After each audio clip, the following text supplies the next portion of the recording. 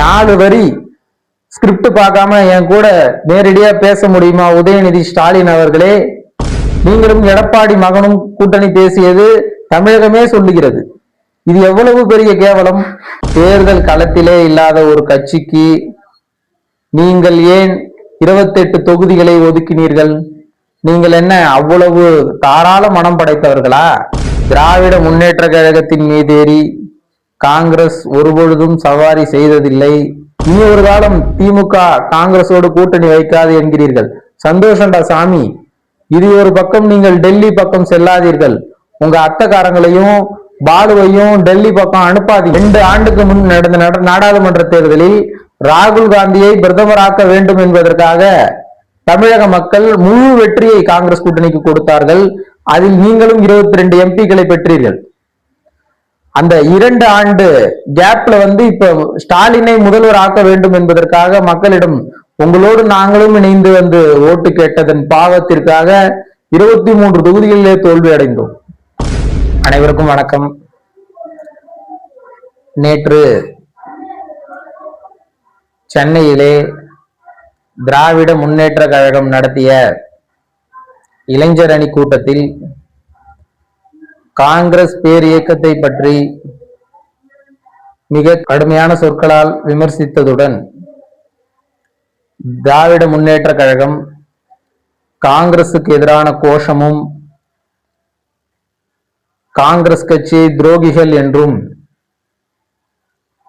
முதுகில் குத்திவிட்டார்கள் என்றும் ஸ்டாலின் மீது ஏறி சவாரி செய்ததாகவும் இனி காங்கிரசுடன் ஒட்டுமில்லை உறவும் இல்லை என்றும் பல்வேறு தரக்குறைவான விமர்சனங்களை வைத்து தீர்மானமும் நிறைவேற்றியுள்ளது.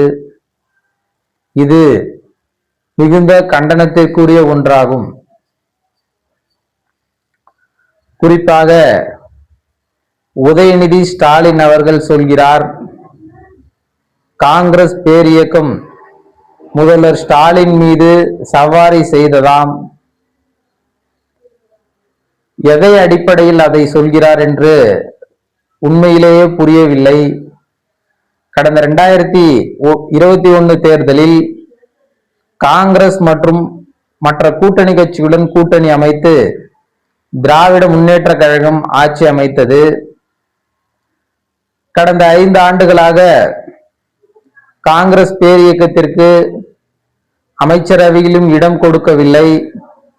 மாறாக எந்த ஒரு ஆளுங்கட்சியுடன் கூட்டணியில் இருக்கிறோம் என்பதற்கான எந்தவித சலுகையும் சரி, மக்கள் நலத்திட்டங்களுக்காக காங்கிரஸ் பேரியக்கத்தை சார்ந்தவர்கள் அப்போது இருந்த அமைச்சர்களை போய் சந்தித்தாலும் சரி, அல்லது எங்கள் கட்சி எம்எல்ஏக்களாக இருந்தாலும் சரி, அவர்களையும் சரியாக பணியாற்ற விடாமல் அமைச்சர் சொல்கிறார், மாவட்ட செயலாளர் சொல்கிறார் என இடையூறு கொடுத்ததுதான் திராவிட முன்னேற்ற கழகம் செய்த செயலாகும். எங்களுடன் கூட்டணி வைத்துவிட்டு நீங்கள் ஆட்சி அமைத்தீர்கள், எங்கள் மேலேறி நீங்கள் தான் சவாரி செய்தீர்களே தவிர திராவிட முன்னேற்ற கழகத்தின் மீதேறி காங்கிரஸ் ஒருபொழுதும் சவாரி செய்ததில்லை. அதற்கான தேவையும் எங்களுக்கு இல்லை. மேலும் தேர்தல் களத்திலே இல்லாத கட்சி காங்கிரஸ் கட்சி என உதயநிதி கூறுகிறார். அப்படி தேர்தல் களத்திலே இல்லாத ஒரு கட்சிக்கு நீங்கள் ஏன் 28 தொகுதிகளை ஒதுக்கினீர்கள்? நீங்கள் என்ன அவ்வளவு தாராள மனம் படைத்தவர்களா? எதன் அடிப்படையில் இப்படியெல்லாம் பேசுகிறீர்கள் என்று கொஞ்சம் கூட புரியவில்லை. தேர்தல் ஒரு இருபக்க பலம் பொருந்தி அவரவர் தகுதிக்கேற்ப அவரவர் செல்வாக்கு ஏற்ப தொகுதிகள் ஒதுக்கப்படுகிறது. அந்த தொகுதிகள் அடிப்படையிலே போட்டியிடுகிறோம். காங்கிரஸ் போட்டியிட்ட தொகுதிகளில் திராவிட முன்னேற்ற கழகம் இணைந்து பணியாற்றியது. திராவிட முன்னேற்ற கழகம் போட்டியிட்ட தொகுதியிலே காங்கிரஸ் இணைந்து பணியாற்றியது. அவ்வாறாக இருக்கும் பொழுது கூட்டணி இருவரும் சம்மதித்துதானே அமைத்தது. நீங்கள் என்னமோ பாவப்பட்டு இணைத்து கொண்டது போலும். நீங்க என்ன மடம் நடத்துறீங்களா? கட்சி நடத்தாத மடம் நடத்துறீங்களா? இருக்கிறவங்களுக்கு எல்லாம் வந்து சும்மா சீட்டு கொடுக்க. அவ்வளவு நல்லவர்கள நீங்கள். உதயநிதி ஸ்டாலின் அவர்கள் நாவடக்கம் தேவை. என்ன பேசுகிறோம், உங்களுக்கு எழுதி கொடுத்தவர் எது வேணாலும் எழுதி கொடுத்துட்டாருன்னா அப்படியே பேசக்கூடாது. நீங்கள் 4 வரி ஸ்கிரிப்ட் பார்க்காம என் கூட நேரடியா பேச முடியுமா? உதயநிதி ஸ்டாலின் அவர்களே, உங்களது 60 ஆண்டு கால அரசியலை, எப்படியான அரசியல்? கூட்டணி இல்லாமல் நீங்கள் ஜெயித்திருக்கிறீர்களா? நாங்கள் ஜெயித்திருக்கோம். 67க்கு முன்னர் காங்கிரஸ் கூட்டணி இல்லாமல் தான் ஆட்சி அமைத்தது. தெரியுமா உங்களுக்கு இந்த வரலாறு எல்லாம்? சும்மா ஏதாவது ஒரு கூட்டத்தை நீங்க கவர வேண்டும், காங்கிரஸ் பேர் இயக்கத்திற்கு அவதூறு செலுத்த வேண்டும் என்பதற்காக எது வேண்டுமானாலும் பேசிவிடலாம் என்றால் அதை அனைவரும் ஏற்றுக்கொள்ள மாட்டார்கள். தமிழக மக்களும் ஏற்றுக்கொள்ள மாட்டார்கள். இனி ஒரு காலம் திமுக காங்கிரஸோடு கூட்டணி வைக்காது என்கிறீர்கள். சந்தோஷம்டா சாமி. இது ஒரு பக்கம். நீங்கள் டெல்லி பக்கம் செல்லாதீர்கள்.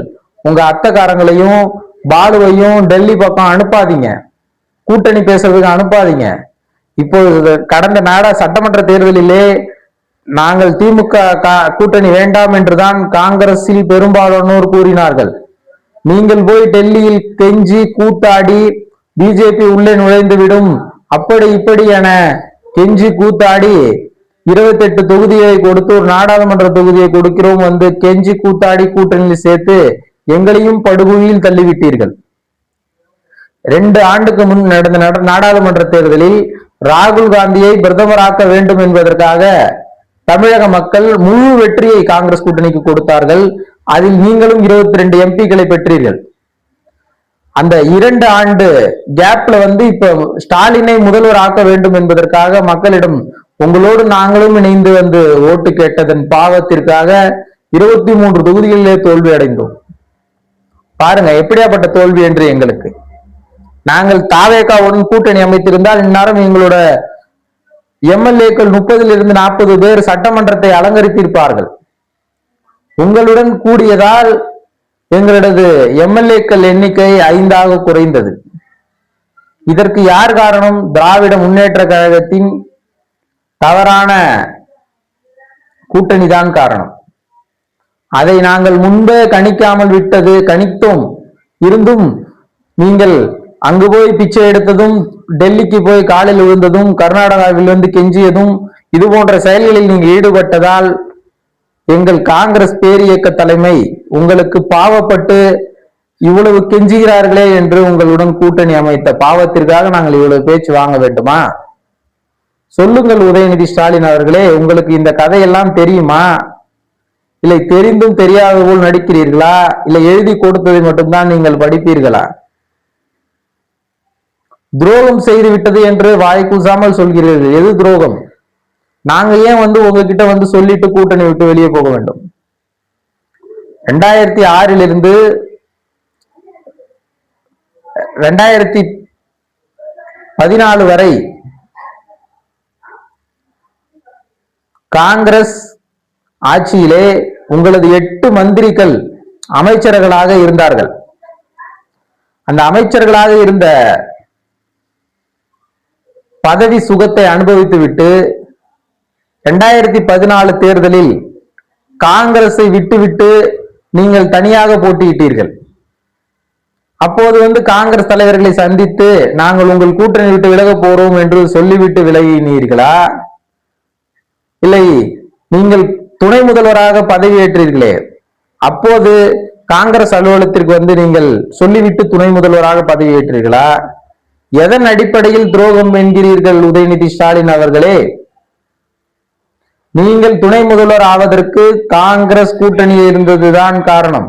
காங்கிரஸ் வாக்குகள் தான் உங்களை வெற்றியடை செய்தது. இதையெல்லாம் சாதுரியமாக மறந்துவிட்டு உங்களுடன் எதிரில் உட்கார்ந்து 10 பேர் சிரிக்கிறான் குதிக்கிறான் என்பதற்காக காங்கிரஸை விமர்சிக்க கூடாது. எங்களது நாடாளுமன்ற உறுப்பினர் அற்புதமாக சொல்லுகிறார், நீங்கள் தேர்தல் முடிவு வந்து கொண்டிருக்கும் பொழுதே அதிமுகவுடன் கூட்டணி பேசினீர்கள். இது எவ்வளவு கேவலம்! நீங்களும் எடப்பாடி மகனும் கூட்டணி பேசியது தமிழகமே சொல்லுகிறது. இது எவ்வளவு பெரிய கேவலம், இது எவ்வளவு பெரிய துரோகம்.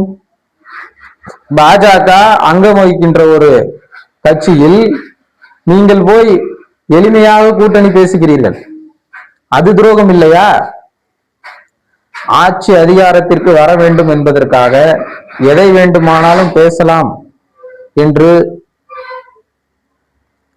உதயநிதி ஸ்டாலின் அவர்கள் பேசிக் கொண்டிருக்கிறார். அதுபோக இப்பொழுதும் காங்கிரஸை திமுக திட்டுவதற்கான காரணம் பாரதிய ஜனதா தங்களை அழைத்து 2 மத்திய மந்திரி சீட்டு கொடுக்கும் என்ற ஆசையில்தான் இதுபோன்று தீர்மானங்கள் நிறைவேற்றுவது, காங்கிரஸ் கட்சியை வசைபாடுவது என்ற செயல்களில் ஈடுபடுகிறது என்பதை நாங்கள் நன்கு அறிவோம். தமிழக மக்களும் அதை புரிந்து கொள்ள வேண்டும். திராவிட முன்னேற்ற கழகத்தை பொறுத்தவரை ஆட்சியில் இருக்க வேண்டும், அதிகாரத்தில் இருக்க வேண்டும் என்பதற்காக எதை வேண்டுமானாலும் செய்ய துணிந்தவர்கள். அதற்கு எடுத்துக்காட்டு தான் அதிமுகவுடன் கூட்டணி அமைக்க முயற்சி செய்தது. இப்பொழுது அதே பாணியில் காங்கிரஸை திட்டி பாஜகவுடன் கூட்டணி அமைக்க அடி போடுகிறார்கள். ஆல்ரெடி கனிமொழி போயிட்டு அங்க டெல்லியில மனு கொடுத்துருவாங்க, தனி சீட்டு வேணும்னு. தனி சீட்னா எப்படி? பாஜக பக்கத்துல உட்கார மாதிரி சீட்டு போய் கேட்டுருவாங்க அந்த அம்மாங்க. அப்ப என்ன அர்த்தம்? எங்களுக்கும் 22 எம்பி இருக்கு, காங்கிரஸ் தையோட சேர்த்து ஜெயிச்சு வச்சிருக்கோம், எங்களுக்கு மத்திய மந்திரி சீட்டு கொடுங்க அப்படின்னு போய் அவங்கள்ட்ட காலில் விழ போறாங்க. இது எவ்வளவு பெரிய கேவலம். பாஜக எதிர்ப்பை வைத்துதான் நீங்கள் எம்பி ஆனீர்கள், எம்எல்ஏ ஆனீர்கள். ஆனால் தற்போது பாஜகவுடன் சரணடைவதற்காக காங்கிரஸை எதிர்க்கிறீர்கள். இது போன்று தேவையற்ற வேலைகளை உதயநிதி ஸ்டாலின் எதிர்க்கட்சி தலைவர் செய்ய வேண்டாம். ஆக்கப்பூர்வமான எதிர்க்கட்சியாக செயல்பட்டு ஆட்சிக்கு தவறு செய்யும் பட்சத்தில் அதை சுட்டிக்காட்ட வேண்டும். கொள்கை பிடிப்பு தேவை. நீங்கள் 60 ஆண்டு காலமாக திராவிட கட்சி தமிழகத்தை ஆண்டது. தற்பொழுது அதற்கு மாற்று சக்தி ஒன்று உருவாகி இருக்கிறது. அது மக்கள் பணநாயகத்தை புறந்தள்ளி ஜனநாயக அடிப்படையில் அந்த ஆட்சியை தேர்வு செய்திருக்கிறார்கள். அவர்கள் தவறு செய்தால் சுட்டிக்காட்டுவங்கள், அவர்களுக்கு எதிர்கட்சியாக இருங்கள், எதிரி கட்சியாக இல்லாமல் செயல்படுங்கள். பதவிக்காகவும் அதிகாரத்திற்காகவும் எந்த எல்லைக்கும் போகலாம் என்பது கேவலமான செயல்பாடு. இதனை துணை முதல்வர் புரிந்து கொள்ள வேண்டும்.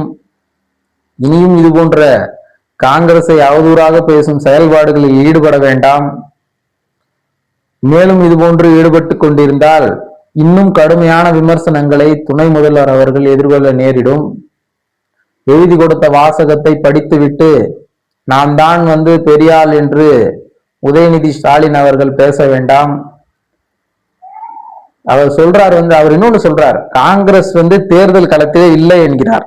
தேர்தல் களத்திலே இல்லாதவங்க ஏயா நீ 28 சீட்டு கொடுத்த? உங்க ஸ்டாலின் உங்க அப்பன் இப்படி இப்படின்னாரே, எதுக்கு இப்படி இப்படின்னார்? அவர் ஏன் இப்படி செஞ்ச ட்ரெண்ட் ஆனார் என்று தெரியுமா? 3 நாட்களாக காங்கிரஸ் அலுவலகத்தில் டெல்லியிலே கெஞ்சிக்கிட்டு கூத்தாடிக்கிட்டு 1 சீட்டை ஏத்தி 2 சீட்டை ஏத்தி 3 சீட்டை ஏத்தி கெஞ்சிய கதையெல்லாம் எங்களுக்கு தெரியாமல் இல்லை. அப்படியாக கெஞ்சி கூட்டணி அமைத்தீர்கள் என்பதுதான் நிதர்சனமான உண்மை. அப்படியான இருக்கிற சூழலில் தேர்தல் களத்தில் இல்லாத ஒருவரை ஏன் நீங்கள் கெஞ்சினீர்கள்? ஏன் இப்படி செய்தீர்கள்? இதையெல்லாம் உதயநிதி ஸ்டாலின் யோசித்து பார்க்க வேண்டும். குறிப்பாக உதயநிதி ஸ்டாலினுக்கு எழுதி கொடுப்பவர்கள் யோசிக்க வேண்டும். திராவிட முன்னேற்ற கழகம் தங்களது கட்சியை காப்பாற்றிக் கொள்ள வேண்டும் என்றால் ஏன் ஸ்டாலின் தோல்வி அடைந்தார்? ஏன் ஸ்ரீரங்கத்தில் 14 பூத் ஏஜென்ட்களை கொண்ட தொகுதி பூத்தில் 5 ஓட்டுகளை மட்டுமே நாம் பெற்றோம்? ஏன் தமிழகம் முழுவதும் உள்ள திமுகவினர் விசில் சின்னத்திற்கு வாக்களித்தாளர்கள்? இது போன்ற ஆக்கப்பூர்வமான கருத்து கணிப்புகளை கேட்டு கட்சி மீதி இருக்கும் கட்சியாக ஏதோ ஒட்டி தட்டி ஒரு கட்சியாக நிலைநிறுத்தி கொள்ள முயற்சி செய்வதை விட்டுவிட்டு வீணாக பதவி ஆசைக்காக காங்கிரஸ் கட்சியை விமர்சிப்பதும் பாரதிய ஜனதாவோடு கூட்டணி அமைப்பதும் உங்களுக்கு நல்ல செயல்பாடு அல்ல என்பதை மீண்டும் ஒரு முறை தெரிவித்துக் கொண்டு, காங்கிரஸ் கட்சியை சீண்டினால் இன்னும் கடுமையான எதிர்ப்புகளை சந்திக்க வேண்டி இருக்கும் எனவும் எச்சரிக்கையுடன் விடைபெறுகிறேன். நன்றி, வணக்கம்.